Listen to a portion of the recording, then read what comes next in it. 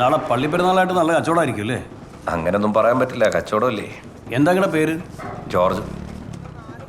പോലീസുകാരൊക്കെ സ്ഥിരമായിട്ട് ഇവിടുന്ന് ഭക്ഷണം കഴിക്കാറല്ലേ? അതെ, 4 രൂപ ചേഞ്ച് ഇല്ല. ഒരു കാര്യം ചെയ്യാം. ആവട്ടെ, വേണ്ട, ഞാൻ തീർത്തോളാം. ഇതിലെ പോകുമ്പോഴേ പോലീസ് വണ്ടി പുറത്ത് നിർത്തിയിടുന്ന കാണാറുണ്ട്, അതുകൊണ്ട് ചോദിച്ചതാ. ആഹാ, എന്നാ പോകട്ടെ.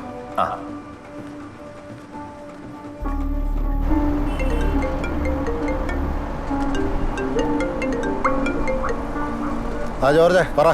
സാറേ, കടയിൽ ഇപ്പോൾ ഒരാൾ വന്നിരുന്നേ. അയാളുടെ സംസാരത്തിൽ ഒരു പന്തികേട് തോന്നി. ഞാൻ അയാളുടെ ഫോട്ടോ അങ്ങോട്ട് അയച്ചിട്ടുണ്ട്. സാറേ, ആളെ അറിയോ നോക്കിയിട്ടൊന്ന് പറയണേ. ഒരു സെക്കൻഡേ.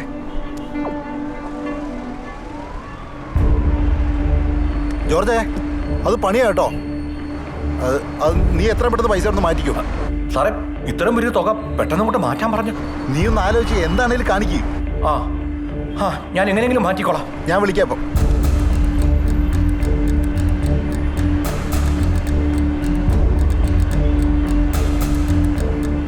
എബ്രാ സാറേ, ഒരു പണി വരുന്നുണ്ടല്ലോ. സാറിപ്പോൾ എവിടെയാ? പെട്ടെന്ന് വാടോ.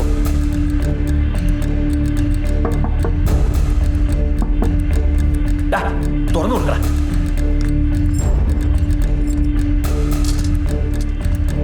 എവിടെയാണോ ഓണർ? മുതലാളി അകത്തുണ്ട് സാർ. വിളിക്ക്. ഞാൻ ജോർജ്, ഈ ഹോട്ടലിന്റെ ഉടമയാ. ഈ ക്ലോസ് ബോർഡൊക്കെ തൂക്കി. ഇതിനകത്ത് എന്താ പരിപാടി? ഒരു പരിപാടിയില്ല സാറേ. അതെ, വെപ്പുകാരൻ വരാത്തോട് കച്ചവടം നടക്കില്ല. എന്നാ പിന്നെ ക്ലീനിങ് ആക്കാന്ന് കരുതി. ഞാൻ വിജിലൻസ് ചെയ്യായി ഇക്ബാൽ. ഓ, ഇതിനകത്ത് കള്ളപ്പണം സൂക്ഷിച്ചായിട്ട് അറിവ് കിട്ടി. അതൊന്ന് അന്വേഷിക്കാൻ വേണ്ടി വന്നാ. ഇവിടെയോ? എന്റെ സാറേ, ആരാ ഇല്ലാ കഥകളൊക്കെ പറഞ്ഞു തന്നെ? ശരി, ഇവിടെ വെക്കാൻ പറ്റില്ല. അല്ല, അങ്ങനെയൊന്നും ഇല്ല. പോയി പെട്ടെന്ന് നോക്കണേ. ചെല്ലേ പെട്ടെന്ന് കവർ ചെയ്യും. മോനെ നിന്ന് എവിടെ വന്ന്? അതൊക്കെ പോവാൻ നിന്ന്. എവിടെ നിന്റെ സ്ഥലം? എവിടെ? നല്ല മൊബൈലാണെന്നാ. ഉണ്ണിത് കയ്യിൽ വയ്ക്ക്. നിന്റെ സ്ഥലം എവിടെ? എവിടെ? അടുത്ത പോകണോ?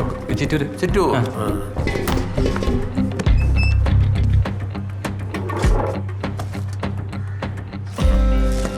ഇരുത്തണ്ട. ഞങ്ങൾ ഇരുന്നോളാം കേട്ടാ. നോക്ക് ഉണ്ണി, പെട്ടെന്ന് നോക്ക്. എന്തായി?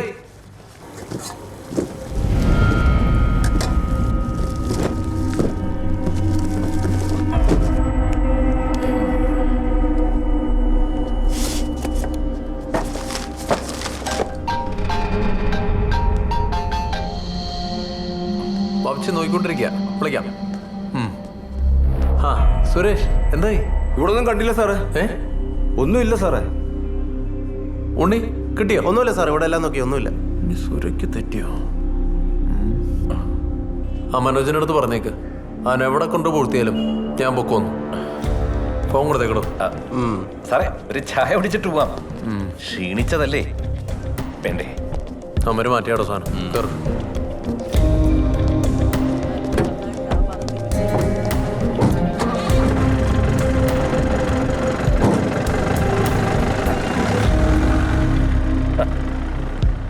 ജോർജേ, എടോ എന്റെ കാര്യം മറന്നു നോക്കണം. അതോടാ തരാമടോ. ആദ്യം ഇതിനൊരു തീരുമാനം ഉണ്ടാക്കട്ടെ. ഇനി എന്തോന്ന് തീരുമാനം ഉണ്ടാക്കാനോ? എന്റെ കയ്യിലോട്ട് വന്നല്ലേ തനിക്ക് തരാൻ പറ്റൂ. തനിക്ക് എന്തെങ്കിലും കിട്ടിയാലേ എനിക്ക് വല്ലതും തരുള്ളൂ എന്ന് പറയുന്ന ഒരു തരം ഞൊണ്ടിയാട്ടോ. ഫിലിപ്പേ, അലമാര കയറ്റി ഇവിടെ നോക്ക്. പറഞ്ഞ പണിയേ. ചെല്ല്. എന്തടോ എന്ന കളി കളിക്കുന്ന ഒന്ന് വലിച്ചു വായി കെട്ട്.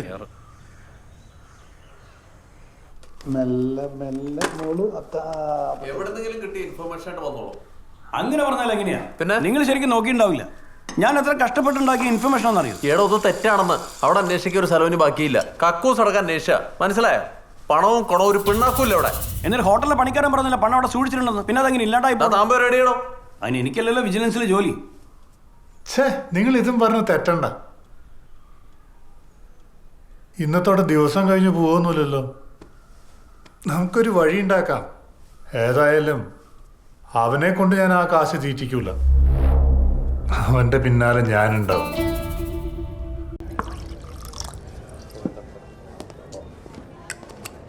എടോ, തൻ്റെ ഒരാളുടെ വാക്ക് വിശ്വസിച്ച വീട്ടിൽ പണം ഞാൻ വെക്കാമെന്ന് സംഭവിച്ചത്. കുഴപ്പമൊന്നുമില്ലല്ലോ. സാറ് ധൈര്യമായിട്ടിരിക്കുന്നത്. അത് സാറിൻ്റെ വീടാണ് ഏറ്റവും സേഫ് ആയിട്ടുള്ള സ്ഥലം. പിന്നെ സാറൊരു പകൽമാന്യനായോണ്ടേ ആരും സംശയിക്കത്തൊന്നുമില്ല.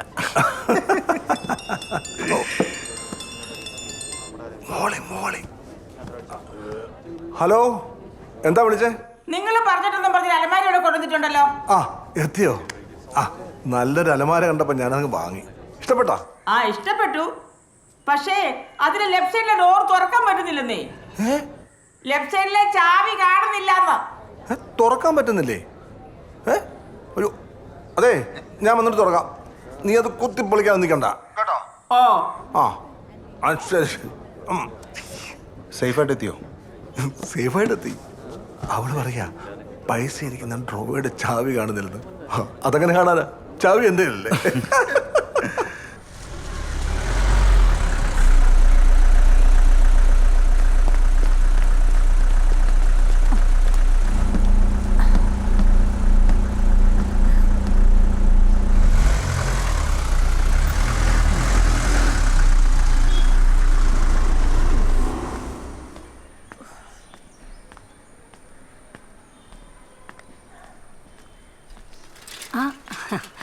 സാറ് ഇതെപ്പെത്തി? ഞാനിപ്പോ എത്തിയുള്ളൂ. ആ ഞാൻ മോളെ ബസ് കയറ്റാൻ പോയതായിരുന്നു. സാറെന്താ വന്ന കാലം നിൽക്കുന്ന കയറിയിരിക്കേ? ഓ ഷൂ ഒക്കെ അഴിച്ചിട്ട് മനോജ് പോരും, പെട്ടെന്ന് പോണോ? ആ അതെ,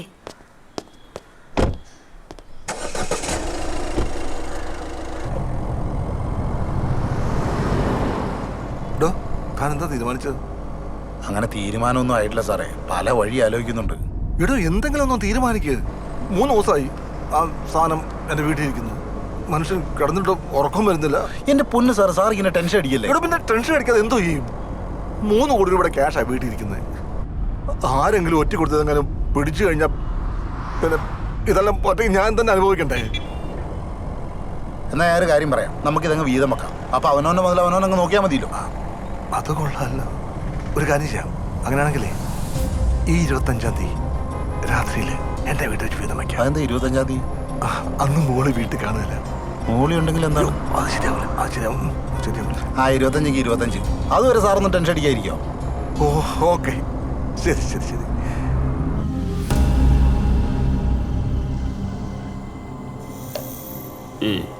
Why so serious cooking? പേടിച്ചോയോ? ഞാൻ പേടിച്ചൊന്നുമില്ല. എനിക്കറിയായിരുന്നു ഏതെങ്കിലും വൃത്തിയിട്ട കള്ളന്മാരായിരിക്കും. കള്ളന്മാരോ? ആ അതിനാ ഒറ്റക്കല്ലേ വന്നത്? ഇതെന്താണ് പോലീസുകാരെ വീട്ടിലും ഗോതമ്പുണ്ടയോ? ഓരോരോ ശീലങ്ങളെ. അതെ, ഞാനൊരു കാര്യം ചോദിച്ചാ ഇയാൾക്ക് എന്തെങ്കിലും തോന്നുമോ? ആദ്യം ചോദിക്കേ, എന്നിട്ട് നോക്കാം തോന്നൂല്ലെന്ന്. ഇയാൾക്ക് ഈ മോഷണമൊക്കെ ഒന്ന് നിർത്തിക്കൂടെ? എന്തിന്? ഒരാൾക്ക് മാറത്തുള്ള ഒന്നും ഞാൻ മോഷ്ടിക്കാറില്ല. അതിപ്പോൾ പൊന്നാണെങ്കിലും ശരി, പണമാണെങ്കിലും ശരി. പിന്നെ